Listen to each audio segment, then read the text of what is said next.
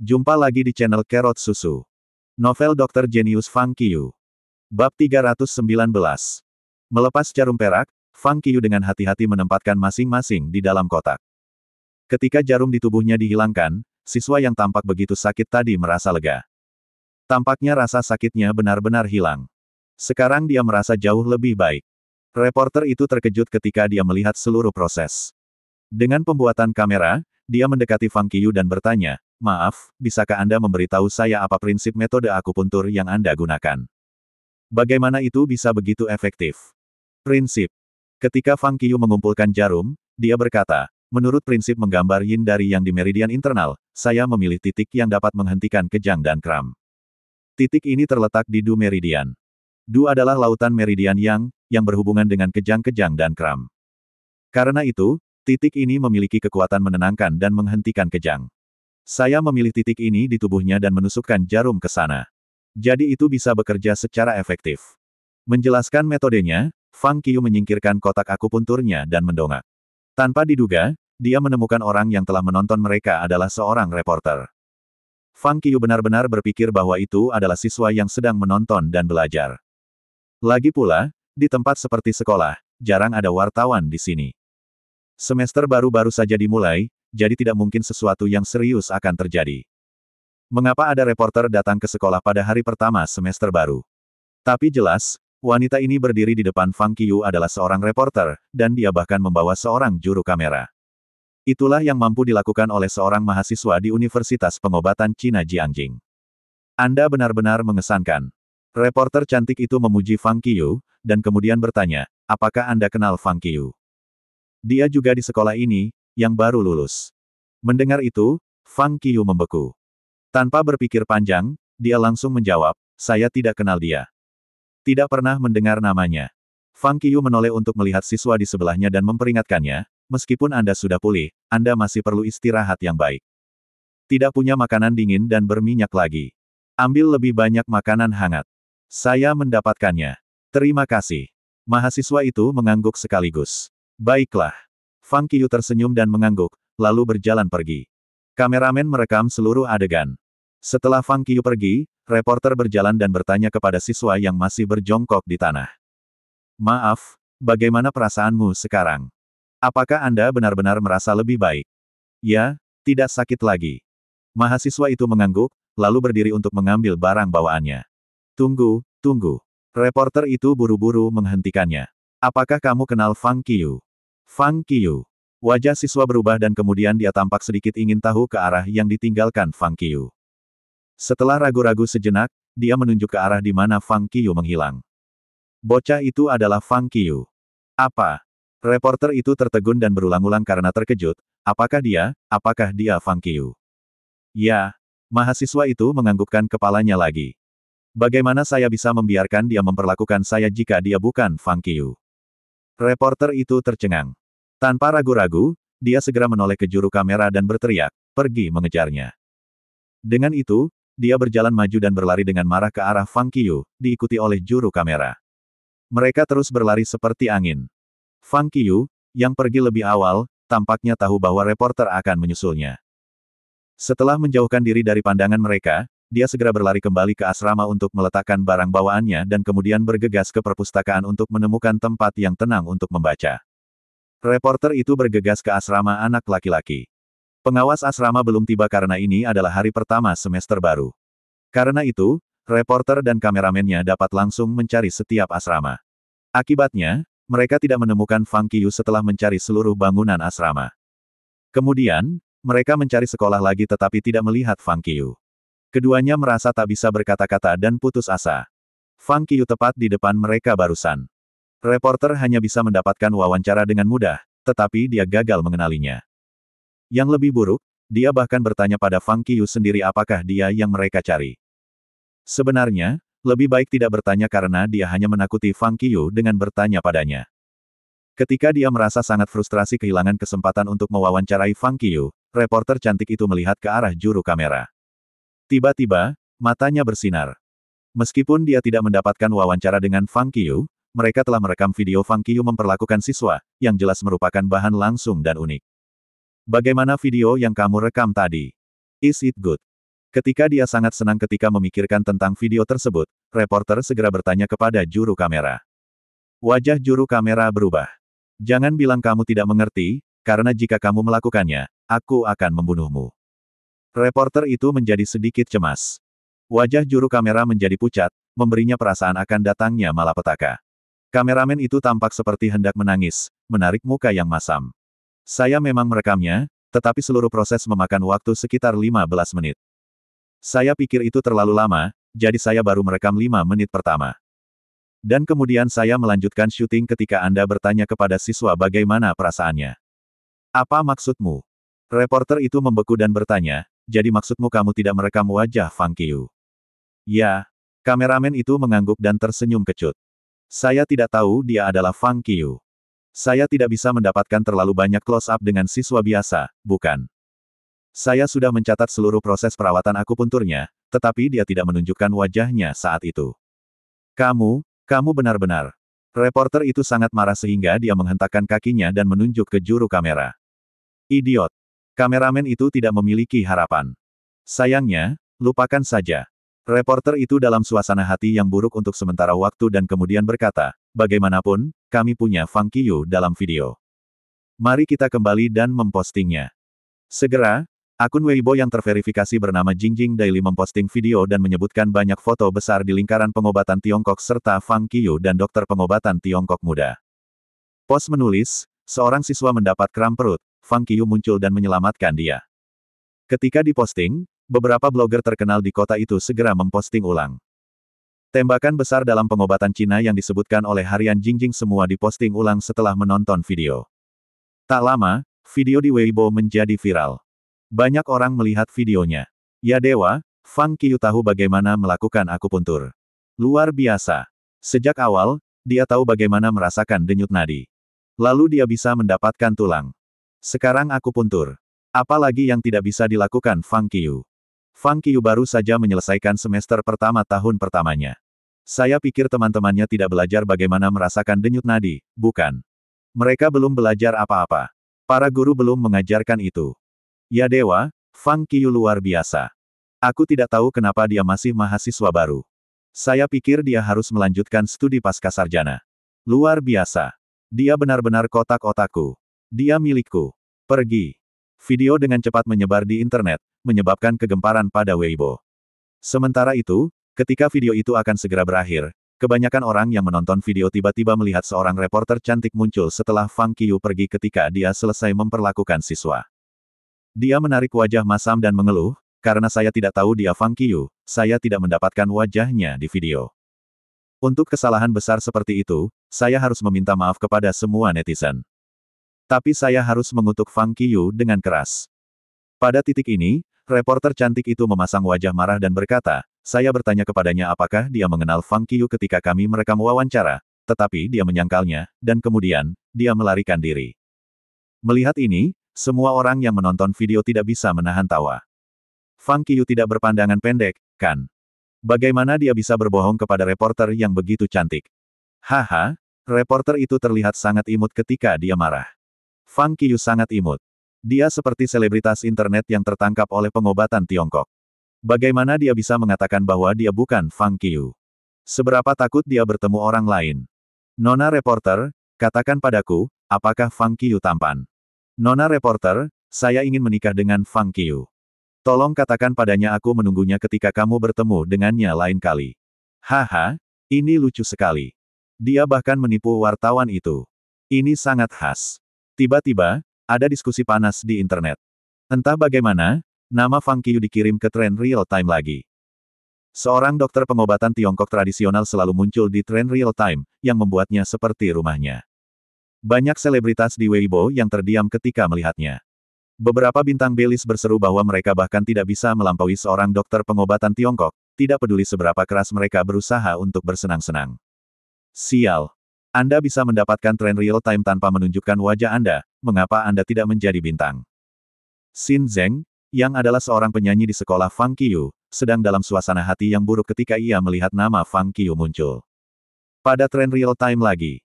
Di perpustakaan Universitas Pengobatan Cina Jiangjing, Su Miaolin, yang bertugas di ruang baca, melihat Fang Qiu begitu dia masuk. Setelah melihat apa yang ada di internet, Su Miaolin hanya ingin tahu menatap Fang Qiyu dan kemudian mulai menatapnya. Tidak sampai Fang Qiyu merasakan sesuatu yang salah dan mendongak dalam kebingungan untuk menangkap matanya bahwa Su Miaolin memanggilnya untuk datang. Fang Qiyu menutup bukunya dan pergi ke ruang baca. Pak, Su, kamu ingin menemuiku? Tanya Fang Qiyu. Ya, Su Miaolin mengangguk. Tanpa ragu, ia bertanya, apakah Anda tahu cara menggunakan akupuntur? Bagaimana kamu tahu? Fang Qiyu terkejut. Dia tidak pernah memberitahu siapapun bahwa dia tahu cara menggunakan akupuntur kecuali orang tua dan kerabatnya. Bahkan Jiang Miaoyu tidak tahu apa-apa tentang itu. Bagaimana Su Miaolin tahu tentang itu? Ini semua melalui internet. Saya akan ketinggalan jika saya tidak mengetahuinya. Su Miaolin menggelengkan kepalanya dan tersenyum. Mendengar itu, Fang Qiyu segera memikirkan reporter itu pada siang hari dan menyadari bahwa dia pasti telah merekam bagaimana dia melakukan akupuntur dan mempostingnya di internet sebagai laporan berita. Di mana Anda belajar melakukan itu? Tanya Su Miaolin. Saya jenius. Saya bisa belajar sendiri, kata Fang Qiyu sambil menyeringai. Oh, benarkah? Su Miaolin terkekeh dan berkata, kalau begitu biarkan aku melihat bagaimana jenius bekerja. Saya baru saja mendapat leher kaku tadi malam. Bisakah Anda memberi saya perawatan? Saat dia berbicara, dia mengeluarkan satu set jarum akupuntur sekali pakai dari laci dan menyerahkannya kepada Fang Qiyu. Terima kasih masih bersama channel Carrot Susu. Bab 320. Baiklah. Mengambil jarum perak yang diberikan Su Miaolin padanya, Fang Qiyu mengangguk dan mulai menggunakan akupuntur tanpa mengatakan apapun. Mengeluarkan jarum perak, dia langsung memikirkan terapi. Terapi menyembuhkan leher kaku, titik Luozen, titik Dazui, titik Houxi. Menurut terapi yang muncul dalam benaknya, Fang Qiyu mulai menggunakan jarum perak untuk menusuk titik Luozen antara jari telunjuk dan jari tengah di punggung tangan Su Miaolin, titik Dazui di bawah lehernya, dan titik Houxi pada perpanjangan jari kelingkingnya. Sementara itu, ia memperlakukannya dengan metode pereduksi ringan. Metode reduksi penguat ringan juga dikenal sebagai metode gaya tunggal. Fang Qiyu perlu mengangkat dan memutar jarum secara merata setelah mengirim ki ke titik dan kemudian mengeluarkan jarum.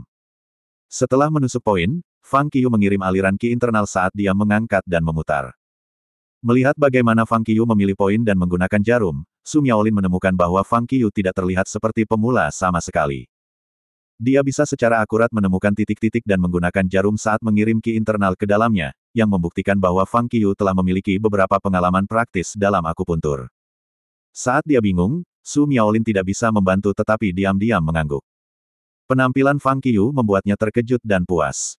Fang Qiyu, yang berkonsentrasi pada jarum, tidak memperhatikan ekspresi Su Miaolin. Dia memperlakukannya dengan hati-hati. Meskipun ini bukan penyakit serius, sebagai dokter pengobatan Tiongkok, Fang Qiyu harus bertanggung jawab untuk setiap pasien, belum lagi pasiennya adalah Tuan Su. Terapi akupuntur untuk leher kaku ini perlu bertahan selama 20 menit, tetapi dengan bantuan ki internal, tidak perlu selama itu sama sekali. 10 menit kemudian, Fang Qiyu berhenti dan mengambil jarum. Su Miaolin terkejut. Dia juga tahu metode akupuntur untuk mengobati leher kaku, yang merupakan yang paling mendasar dalam akupuntur, jadi dia sedikit terkejut ketika Fang Qiyu mengambil jarum. Dia siap menikmati 20 menit akupuntur tetapi tidak berharap bahwa Fang Qiyu mengakhirinya dengan cepat. Dia kemudian mencoba menoleh. Su Miaolin hendak bertanya pada Fang Qiyu mengapa dia mengambil jarum begitu cepat, tetapi tiba-tiba dia merasa begitu segar dan nyaman. Rasa sakit di leher benar-benar hilang seolah-olah dia tidak pernah mengalami leher yang kaku sebelumnya. Apa? Su Miaolin kagum. Secara teknis, efeknya tidak akan terlalu bagus jika Fang Qiyu hanya melakukan akupuntur dengan separuh waktu. Bagaimana bisa Fang Qiyu membuatnya begitu efektif? Bahkan Su Miaolin merasa ragu. Apa yang terjadi? Ketika Fang Qiyu selesai mengumpulkan jarum, Su Miaolin menatapnya dengan bertanya dan bertanya, terapi akupuntur dasar leher kaku ini akan memakan waktu setidaknya 20 menit untuk menjadi efektif. Anda hanya memperlakukan saya selama 10 menit. Dan saya benar-benar pulih. Ini luar biasa. Bagaimana Anda melakukannya? Oh. Dengan senyum misterius, Fang Qiyu melemparkan jarum perak sekali pakai ke tong sampah dan kemudian berkata, Qigong. Kamu bahkan belajar Qigong. Su Miaolin terkejut. Dia tahu bahwa Qigong juga merupakan salah satu metode terapi pengobatan Tiongkok tradisional. Dan dia juga belajar Qigong sendiri dan tahu cara menggunakannya. Namun, dia tidak pernah berlatih pelatihan pasca berdiri selama bertahun-tahun. Dia tidak menggunakan Qigong terlalu banyak dalam kehidupan sehari-hari, jadi dia berhenti berlatih. Qigong juga merupakan cabang dari kungfu, kata Fang Qiu. Mendengar itu, Su Miaolin kemudian ingat bahwa Fang Qiu unggul di kungfu. Dengan kungfu yang begitu kuat, bukan masalah besar jika dia mengenal Qigong juga. Tampaknya Qigong dapat membuat akupuntur lebih efektif dan mempersingkat waktu perawatan. Ini adalah penemuan penting. Su Miaolin menyentuh dagunya dan mengangguk ketika berbicara. Aku harus mengambil Qigong lagi.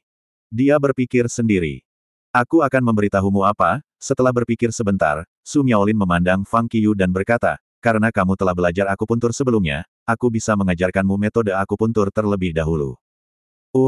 Oke. Fang Qiu ragu-ragu dan kemudian mengangguk. Kita bisa mulai sekarang. Su Miaolin sengaja bertindak secara misterius, berdiri dengan tangan di belakang punggungnya. Pergi ke kantin untuk membeli 2 roti kukus dan kembali. Fang Qiu segera pergi ke kantin. Setelah beberapa saat, dia kembali dengan roti kukus. Mengambil roti kukus, Su Miaolin segera menandai sebuah titik dengan pena pada satu roti kukus, dan kemudian meletakkan roti kukus di atas meja. Dia berdiri setengah meter dari roti. Perhatikan ini. Su Miaolin mengeluarkan jarum perak dari kotak di atas meja, menyipitkan matanya dan menatap roti kukus. Dengan goyangan tangannya, jarum itu segera terlepas dari tangannya dan menusuk tanda pada roti kukus dengan presisi. Jika ada yang melihatnya, mereka pasti akan berseru. Su Miaolin tahu itu akan terjadi. Sambil menunggu untuk bertemu mata Fang Qiu yang penuh dengan kejutan dan rasa hormat, dia berkata dengan tidak jelas, ini, akupuntur terbang. Alhasil, Fang Qiu tampak begitu tenang tanpa ada emosi di wajahnya. Oke, katanya. Su Miaolin bingung.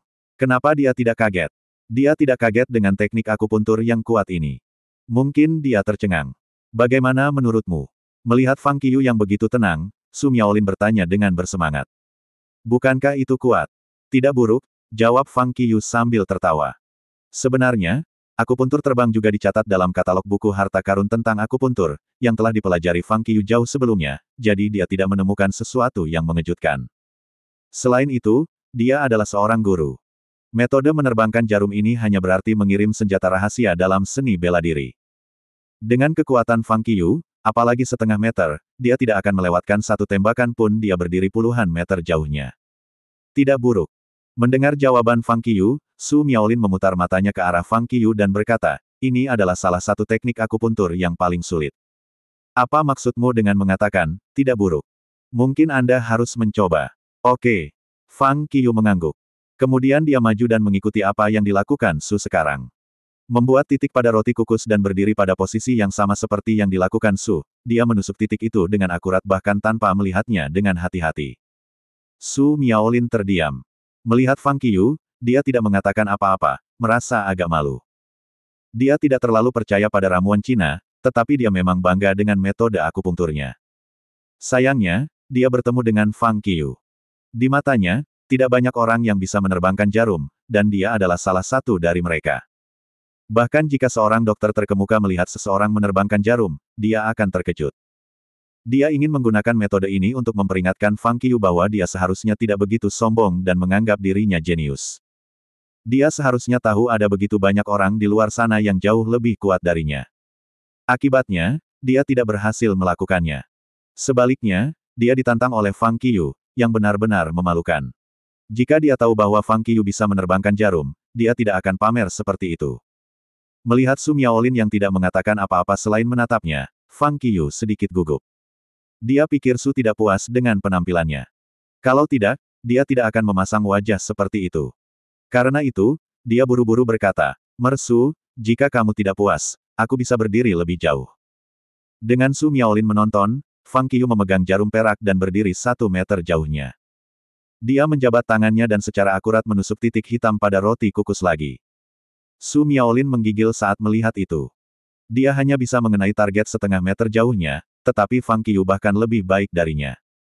Dia bisa menerbangkan jarum dari jarak 1 meter. Sebagai seorang guru, cukup canggung baginya untuk ditantang oleh muridnya seperti itu. Melihat Su Miaolin tetap diam, Fang Qiu buru-buru membuka mulutnya lagi.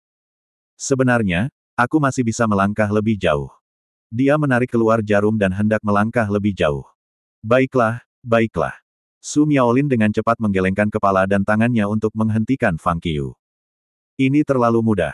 Saya akan mengajari Anda sesuatu yang lain. Meskipun dia bertindak normal, Su Miaolin merasa sangat canggung. Dia sudah ditantang 2 kali oleh Fang Qiyu. Dan dia tidak tahu apakah dia bisa menanggungnya jika dia membiarkan Fang Qiyu melanjutkan. Karena itu, dia harus menghentikan Fang Qiyu dan terus berpura-pura menjadi canggih. Oke. Fang Qiyu meletakkan jarum peraknya dan menatap Su Miaolin penuh harap. Meskipun dia telah mempelajari sebagian besar teknik akupuntur melalui buku harta karun, Su Miaolin bukan dokter biasa. Mungkin dia tahu teknik akupuntur yang lebih ajaib dan unik. Pertama-tama, ceritakan semua yang kamu tahu tentang akupuntur. Su Miaolin duduk di depan mejanya. Aku bisa mengajarimu sesuai dengan situasimu saat ini ketika aku menyadari keahlianmu. Kali ini, Su Miaolin berhati-hati. Dia memutuskan untuk bergerak maju setelah berpikir dengan hati-hati. Dia tidak sanggup lagi dihina. Bagaimana mungkin seorang guru ditantang oleh seorang siswa sepanjang waktu? Untungnya, Fang Qiyu tidak tahu kekuatan aslinya. Kalau tidak, akan sangat memalukan. Saya telah mempelajari terapi akupuntur jari, terapi akupuntur wajah, terapi akupuntur filtrum, terapi akupuntur punggung, terapi akupuntur souxiang, terapi akupuntur tembikar, terapi jarum raksasa, terapi akupuntur jarum, terapi parut, terapi tidak langsung, terapi akupuntur api guntur, kotak terapi moksibusi Liu Jiang, terapi akupuntur kulit, terapi akupuntur api, terapi akupuntur aun, terapi akupuntur mata, terapi akupuntur mulut, terapi akupuntur kaki, terapi jarum dorong, terapi 4 jahitan, terapi moksibusi menunggang kuda, terapi akupuntur tai, terapi aplikasi obat-obatan, terapi moksibusi liuzu, terapi akupuntur intradermal, terapi akupuntur air, terapi akupuntur telinga. Fang Qiyu mendaftar serangkaian terapi. Su Miaolin bisa tetap tenang dan mengangguk ketika mendengar beberapa terapi pertama. Tapi wajahnya berubah ketika dia mendengar terapi ke-10. Ada ekspresi terkejut di wajahnya ketika dia mendengar tentang terapi ke-20. Mendengar terapi ke-30, Su Miaolin tercengang. Sejauh yang dia ketahui, hanya seorang dokter yang berspesialisasi dalam akupuntur yang dapat mempelajari ke-30 jenis akupuntur. Tapi Fang Qiyu belum berhenti. 40 terapi. 50 terapi. Wajah Su Miaolin berubah secara dramatis. Dia tidak lagi terkejut atau merasa tidak terbayangkan, tetapi terkejut. Ada lebih dari 100 jenis. Saya pikir saya bisa berhenti di sini, Fang Qiyu tiba-tiba berkata ketika Su Miaolin sangat terkejut. Rahang Su Miaolin terjatuh. Lebih dari 100. Apakah ini permainan? Ia berpikir dalam hati. Selain terapi ini, Fang Qiyu melanjutkan, saya juga belajar menggunakan 8 metode menggunakan jarum, termasuk 2 naga bermain dengan mutiara, burung magpies ascending plum tree, donkey tua grinding the mill, golden hook fishing, white snake menjulurkan lidahnya, pembalikan piton aneh, ayam beras emas, dan cakar tikus. Fang Qiyu tidak menjelaskannya. Dia sadar bahwa Su Miaolin harus tahu bahwa 8 metode jarum, jadi penjelasan lebih lanjut tidak perlu. Yang paling penting, Su Miaolin tidak menguji dia sekarang, jadi dia tidak perlu menjelaskan metode ini. Dia hanya perlu memberitahu Su apa yang dia mampu. Mendengar itu, Su Miaolin berpikir dia tidak bisa lebih kagum. Anak ini, bagaimana dia bisa mengetahui semua ini tiba-tiba? Dia merenung pada dirinya sendiri.